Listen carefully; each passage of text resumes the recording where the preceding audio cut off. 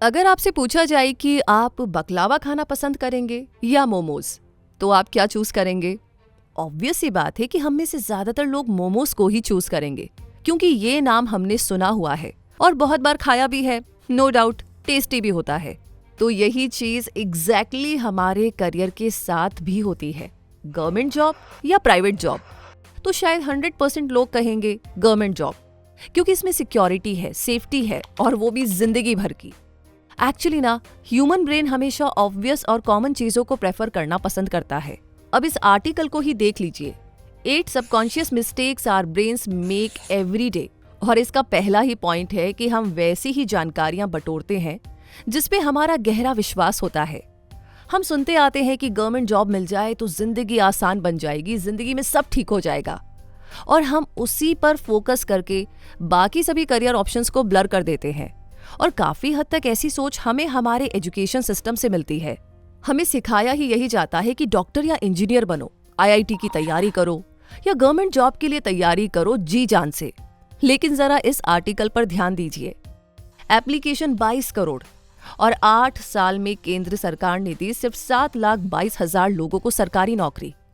अब ये तो सिर्फ सेंट्रल गवर्नमेंट का डेटा है। देश भर में स्टेट गवर्नमेंट्स का भी लगभग यही हाल है। सरकारी नौकरियां हर कहीं घटती जा रही हैं और कंपटीशन बहुत ज्यादा है। ऊपर से पेपर लीक्स के चलते एग्जाम कैंसिल हो रहे हैं और स्टूडेंट्स के साल दर साल बर्बाद हो रहे हैं। पंजाब, हरियाणा, वेस्ट बंगाल, बिहार, हर कहीं पेपर लीक के चलते हर साल लाखों स्टूडेंट्स का फ्यूचर दांव पे लग जाता है। लेकिन हमारे देश के एजुकेशन सिस्टम में आज भी ट्रेडिशनल चीजें पढ़ाई जा रही है। एक कॉलेज स्टूडेंट अपने सिलेबस में वही हिस्ट्री पढ़ के डिग्री लेता है जो वो स्कूल में पढ़ चुका है। देश के दूर दराज के गांवों में आज भी टीचर बनना सबसे प्रेस्टिजियस जॉब माना जाता है, पर कहीं कोई नॉन ट्रेडिशनल जॉब या बिजनेस की बात ही नहीं करता। इसलिए ऐसी हेडलाइंस अक्सर पढ़ने को मिल जाती हैं। नाम की डिग्रियों के चलते इंडिया में बढ़ रही है बेरोजगारी। अब हम भले ही गूगल के सीईओ सुंदर पिचाई और माइक्रोसॉफ्ट के सीईओ सत्य नडेला का एग्जाम्पल देते हैं, पर ऐसी सक्सेसफुल कहानियां तो गिनी चुनी हैं। और ये बात भी तो सच है कि उन्हें जो मुकाम मिला हुआ है वो इंडिया में रहते हुए कभी पॉसिबल नहीं हो पाता। इंडियन एजुकेशन इंडस्ट्री 2025 तक $225 बिलियन की हो जाएगी, लेकिन इंडिया अपनी जीडीपी का सिर्फ 2.9% ही एजुकेशन बजट पर खर्च करता है, पर यूएसए अपनी जीडीपी का 6% एजुकेशन सिस्टम पर खर्च करता है। लेकिन क्वालिटी एजुकेशन पर ध्यान बहुत ही कम है। इसलिए डिग्री और सो कॉल्ड क्वालिफिकेशन के बावजूद भी हमें काम नहीं मिल पा रहा है, या हम मल्टीनेशनल कंपनीज के रिक्रूटमेंट पैरामीटर्स में फिट नहीं बैठ पा रहे हैं। सीएजी की रिपोर्ट की माने तो गवर्नमेंट स्कूल्स खराब इंफ्रास्ट्रक्चर और इनसफिशिएंट क्लासरूम से जूझ रहे हैं। अब अगर कोई पेरेंट्स चाहे कि वो अपने बच्चों को बेहतर एजुकेशन देने के लिए प्राइवेट स्कूल में डाले, तो आजकल प्राइवेट स्कूल अफोर्ड करना भी ना बहुत ही मुश्किल हो गया है, क्योंकि साल 2020 से ही ये ट्रेंड देखने को मिला है कि पेरेंट्स अपने बच्चों को प्राइवेट स्कूल से निकालकर गवर्नमेंट स्कूल्स में भेज रहे हैं। साल 2021 में 4 मिलियन यानी लगभग 40 लाख बच्चे प्राइवेट स्कूल से गवर्नमेंट स्कूल्स में शिफ्ट हो गए। ये स्कूल जाने वाले कुल बच्चों की संख्या का 4% से भी ज्यादा था। इसकी सबसे बड़ी वजह है प्राइवेट स्कूल्स में फीस का बढ़ना, और ये दिल्ली, कोलकाता, मुंबई लगभग सभी शहरों की सेम कहानी है। बात यहीं पर खत्म नहीं होती। स्कूल फीस भरने के बाद भी इंडियन फैमिलीज सालाना लगभग 16,000 रुपए आफ्टर स्कूल एजुकेशन जैसे पर्सनल ट्यूटर्स, ट्यूशन क्लासेस और कोचिंग क्लासेस पर खर्च करते हैं।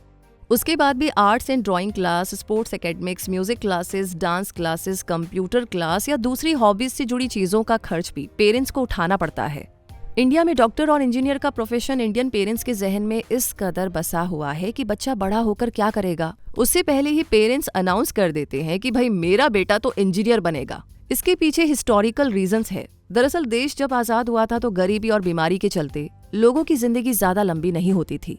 तो ऐसे में लोगों की जान बचाने वाले डॉक्टर्स को लोग भगवान का दर्जा देते थे। तब से लगभग ज्यादातर माँ बाप के मन में डॉक्टर का प्रोफेशन एक हाईली रिस्पेक्टेड करियर है। वहीं 1991 यानी 1991 के इकोनॉमिक लिबरलाइजेशन के बाद जब इंडिया ने ग्रो करना शुरू किया, तो अलग अलग इंडस्ट्रीज में ढेर सारे इंजीनियर्स की डिमांड बढ़नी शुरू हुई, क्योंकि इन दोनों प्रोफेशंस मेडिकल और इंजीनियरिंग में जॉब जल्दी ही मिल जाती है, स्कोप ज्यादा है और जॉब सिक्योरिटी भी है। इसलिए पेरेंट्स अपने बच्चों के लिए इन्हीं दो फील्ड्स को प्रेफरेंस देते हैं और जब किसी स्टूडेंट के पैशन को देखकर उसके दोस्त उसे हिम्मत देते हैं, एनकरेज करते हैं कि यार जा तू घर वालों को बोल दे तुझे ना डॉक्टर या इंजीनियर नहीं बनना, तो बच्चे जवाब देते हैं अब्बा नहीं मानेंगे। लेकिन कभी भी writer, film maker, radio jockey, travel planner, YouTuber, journalist, food writer या गेम डेवलपर जैसे डिफरेंट करियर की बात ही नहीं होती। अगर करो भी तो बहुत ही कम पेरेंट्स ही अपने बच्चों के सपोर्ट में खड़े होते हैं। ज्यादातर बच्चों को डांट दिया जाता है और फोर्सफुली बस 2-4 सुनी सुनाई फील्ड्स चुनने का फरमान सुना दिया जाता है। एक सर्वे में ये बात सामने निकल कर आई है कि 14 से 21 साल के 93% स्टूडेंट्स को सिर्फ 7 करियर ऑप्शंस के बारे में ही पता है, जैसे engineering, finance and accounts, computer and IT, medicine, management, designing and law. जबकि अपने देश में 250 से ज्यादा डिफरेंट टाइप्स के जॉब ऑप्शंस अवेलेबल हैं। पर शायद ही हमें स्कूल लेवल से करियर काउंसलिंग की सुविधा मिलती है, और जब तक पता चलता है हम काफी आगे निकल गए होते हैं, जहां से वापस आना मुश्किल हो जाता है। इंडिया में 315 मिलियन स्टूडेंट्स के लिए 15 लाख काउंसलर्स की जरूरत है। इंडिया में स्कूल लेवल पर करियर काउंसलिंग की इतनी ज्यादा शॉर्टेज है कि 93% स्कूल्स में प्रोफेशनल काउंसलर्स हैं ही नहीं।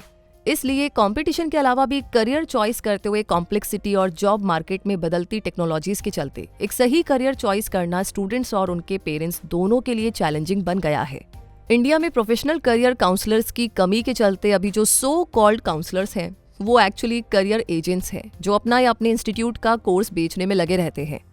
तो ऐसे में स्टूडेंट्स का रियल पोटेंशियल कहीं पर खो जाता है। यही वजह है कि गलत करियर ऑप्शन चूज करने के चलते आधे रास्ते में बहुत से लोग अपना जॉब क्विट कर देते हैं। अब चलिए सोल्यूशन पर नजर डालते हैं।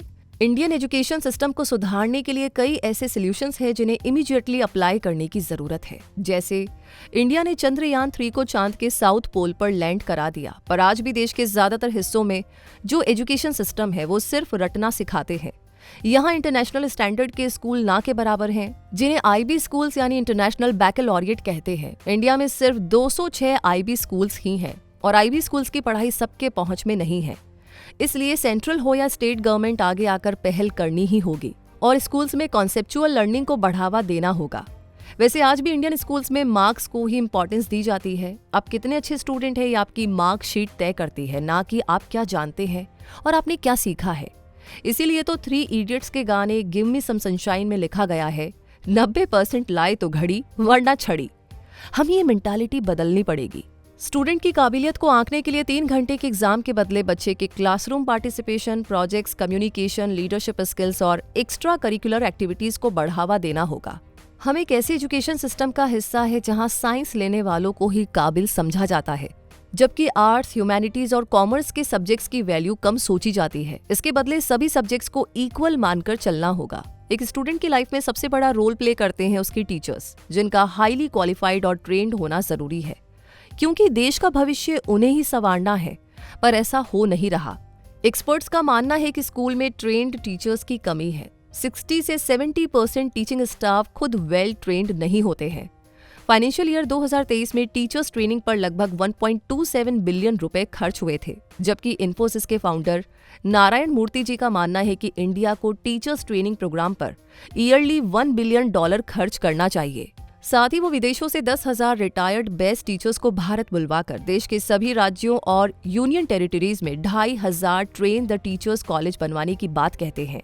इसके अलावा अगर इंडियन एजुकेशन सिस्टम को आगे ले जाना है तो लार्ज स्केल पे एजुकेशन में टेक्नोलॉजी का इस्तेमाल करना होगा। कम एज से ही जब बच्चे टेक्नोलॉजी के साथ पढ़ाई करेंगे और उन्हें जानने का मौका मिलेगा तो वो आगे चलकर बेहतर कर पाएंगे और अलग अलग करियर ऑप्शंस को एक्सप्लोर कर पाएंगे। इनफैक्ट जो बच्चा जिस चीज में बेहतर है उसकी एनर्जी उधर ही डाइवर्ट करने लायक एजुकेशन सिस्टम की जरूरत है। हालांकि 2019 में जब से कोविड-19 महामारी आई तब से इंडियन एजुकेशन सिस्टम में टेक्नोलॉजी का यूज काफी बढ़ा है। Online class, online portals, smart classrooms और डिजिटल इंटरैक्शंस बढ़ने से दूर दराज के बच्चों तक भी एजुकेशन की पहुंच होने लगी है, जो एक पॉजिटिव साइन ऑफ चेंज है। अब वीडियो को कंक्लूड करते हुए मेंशन करना जरूरी है कि पेरेंट्स को भी अपनी मेंटालिटी बदलनी होगी। उन्हें ये समझना होगा कि अगर वो अपने बच्चे को जबरदस्ती डॉक्टर या इंजीनियर बनने को भेजेंगे तो बिना इंटरेस्ट के बच्चा अपना फोकस खो देगा। पैसे, एनर्जी, टाइम और एफर्ट सबकी बर्बादी होगी। इसलिए इंडियन पेरेंट्स को सपोर्टिव नेचर अपनाते हुए अपने बच्चे को उसकी मर्जी वाले फील्ड को चुनने की पूरी आजादी देनी होगी। स्टूडेंट्स को भी अपने इंटरेस्ट और पसंद वाले अलग अलग सब्जेक्ट्स और फील्ड को चूज करना होगा ताकि वो भेड़ चाल में ना पड़े और अपने रास्ते पे चलकर अपनी मंजिल को पाएं। क्योंकि रास्ता जितना अलग होगा वहां कंपटीशन उतना ही कम होगा। पिकासो कहते थे, all childrens are born artist. इसलिए स्कूल एंड कॉलेजेस को बच्चों की क्रिएटिविटी बढ़ाने पर ध्यान देना होगा। नई एजुकेशन पॉलिसी जब 2020 में आई तब उसमें भी गवर्नमेंट ने जोर देकर कहा कि नई पॉलिसी में बच्चों की क्रिएटिव लर्निंग पर फोकस है और अंत में करियर काउंसलिंग के जरिए बच्चों को कम उम्र में ही सही रास्ता दिखाना होगा ताकि वो सही रास्ते पे जाएं और उन्हें पीछे मुड़कर ना देखना पड़े। क्योंकि अक्सर बच्चे जब प्रेशर लेकर पढ़ाई कर रहे होते हैं तो निराश होकर कई बार गलत कदम भी उठा लेते हैं। नेशनल क्राइम रिकॉर्ड ब्यूरो के मुताबिक एकेडमिक डिस्ट्रेस के चलते 8.2% स्टूडेंट्स सुसाइड कर लेते हैं, पर इसे रोका जा सकता है। इसके लिए जरूरी है हेल्दी कंपटीशन की, सपोर्टिव पेरेंट्स की, डेवलपमेंटल एजुकेशन सिस्टम की और अपने पसंद का करियर चूज करने की आजादी की। इंडियन एजुकेशन सिस्टम को सुधारने के लिए 2 ही चीजों पर फोकस करना सबसे ज्यादा जरूरी है। पहला है एजुकेशन और दूसरा है सिस्टम। वैसे ये जानकारी आपको कैसी लगी? इस जानकारी के बारे में आपकी क्या राय है? हमें कमेंट सेक्शन में जरूर बताइएगा। प्लस आपके पास भी कोई क्रिएटिव आइडिया है एजुकेशन सिस्टम को लेकर के तो हमें जरूर शेयर कीजिएगा। बाकी आगे किस टॉपिक पर आप वीडियो देखना चाहते हैं लिख भेजिए। और जितने भी नए लोग हमारे चैनल पर आए हैं उनसे रिक्वेस्ट है कि हमेशा ऐसी जानकारियों से अपडेट रहने के लिए, ग्रो करने के लिए आपको सब्सक्राइब करना होगा क्विक सपोर्ट चैनल को और जो बेल आइकन दिख रहा है उसे भी प्रेस कर दीजिए ताकि हर नोटिफिकेशन आपको सबसे पहले मिले। तो रूबी आपसे मिलेगी जल्दी ही, तब तक के लिए कहूंगी धन्यवाद।